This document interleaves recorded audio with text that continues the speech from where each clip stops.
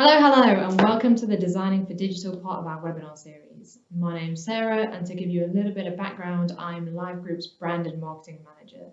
That essentially means my role is split into two.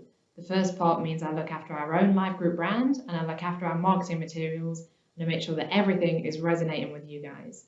So first up, I want to say thank you so much for joining us today. It means I'm doing a good job. The second part of my role is to make sure that every event we design as an event agency is designed with your audience in mind, to make sure that we bring digital design, graphic design, and audience insights together to make one awesome delegate experience. So obviously at the minute, the events industry, just like every other industry in the world, is shaking up a little bit. We're obviously transitioning a lot from live events and doing a lot more digital events. So what I want to talk to you about today is how you can take your event brand and transition that from a live experience to a virtual experience. So to start with, I'm going to run through the basics for designing an event brand, and then I'm going to run through exactly what it takes to transition that over to a virtual environment. So to begin, I want to talk about what it takes to build a brand from the very beginning. When we're designing brands, what we do first is we look at your brand guidelines.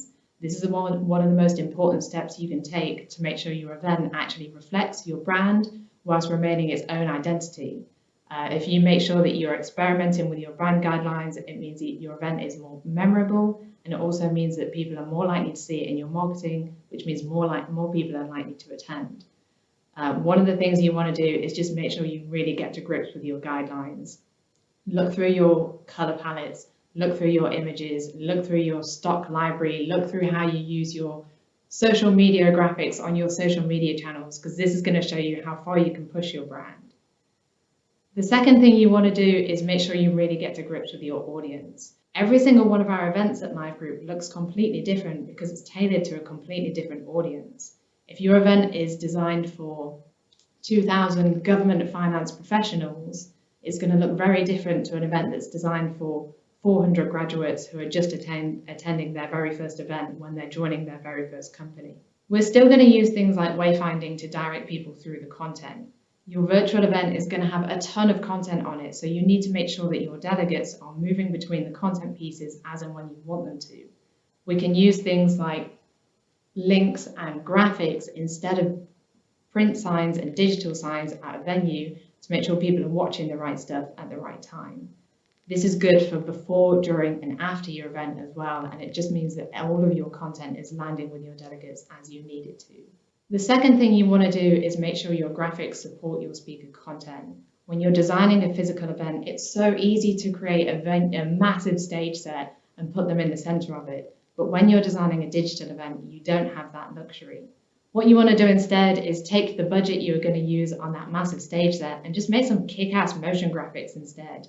Really highlight their content, really talk to them beforehand and make sure that all of their content is being reflected in the graphics to make sure their message is really getting heard. The last piece of advice I want to give you is to make sure your event leaves a lasting impression on your delegates. When you walk into a venue for a site visit and you see a massive blank wall, it's so easy to create a 30-meter printed banner and fill it and create some awesome social media moments and create your massive stage set. But when you're designing for digital, things are a little bit different. You can still make all those impressions and you can still get all those touch points in. But instead of designing a massive printed banner, you're going to design some awesome banners across your website instead. Instead of designing a big shell scheme for a big exhibitor, you're going to give them a dedicated spot on your website that makes people want to click through and read all their content. Whatever happens, you just want to make sure you've got a team of creatives around you that are just as comfortable designing a 30-meter printed banner as they are designing a 16-pixel favicon for your website. So I want to make sure that you're putting all of your questions and comments in the box below. I'm going to personally make sure that all of your design questions are answered throughout this webinar series. So thank you very much for joining.